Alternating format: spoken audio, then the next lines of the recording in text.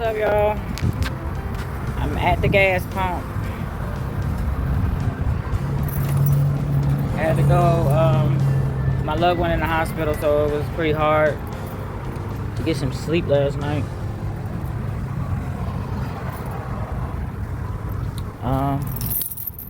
Once he had a procedure. He got two, one today and one tomorrow. So happy he's starting to look a little better though. But at first I was worried. He does look a little. Ooh, my hip fell. But he does look a little better.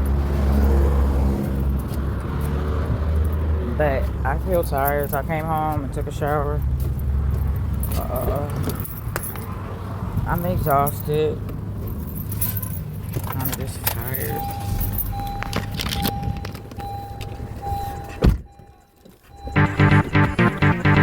Ooh, my radio on. Tired.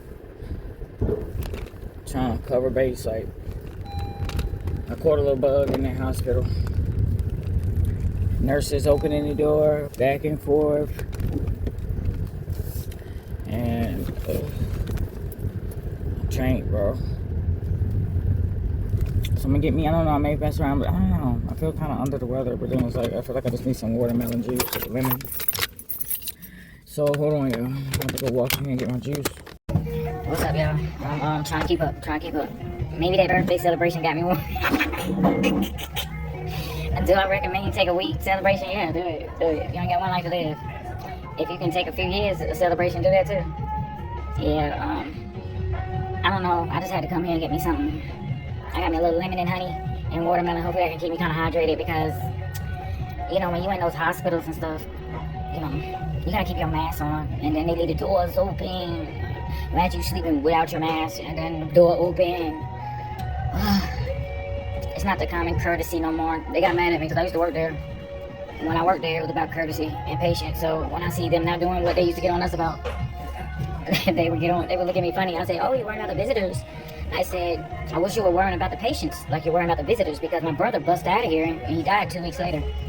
Maybe if you worried about him and caught him running out, maybe he'd be living." And as soon as I said that, they left me the hell alone. Oh, and the confidential, they need to stop. They never know who's sitting next to who may know who. The RN sitting here talking about patients that ran off. I said, yeah, that was probably my brother that ran off, huh? Yeah, I said, yeah, he in heaven now. Yep, thanks to you.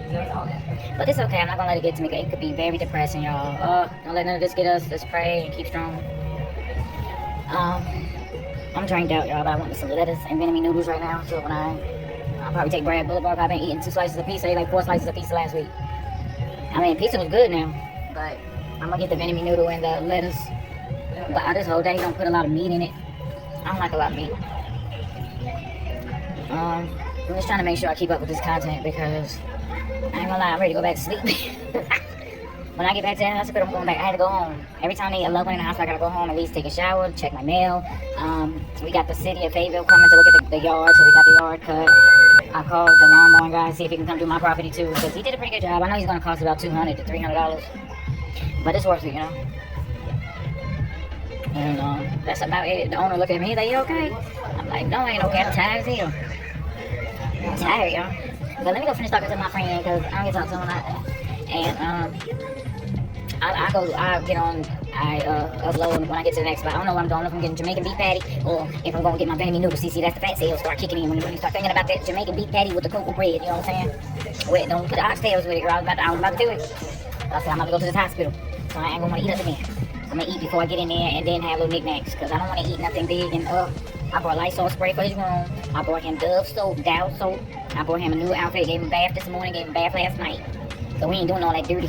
Can't do that. That's how you get a rash. You get a rash. You get anything if you don't change those bed sheets. Take a shower, rinse off. So one of the ladies, shout out to Maria. She's an RN, but oh my goodness, she the one who taught me how to take care of her. And she made that bed up. She didn't care. She made the bed up every other day. If she can make the bed up every day, she would have did it every day. But she made it every other day because you know, some men don't want to take a bath every day. But she was very mindful about, yes, take your bath every day, change your sheets every day. Like, she was a cool lady. Shout out to Maria.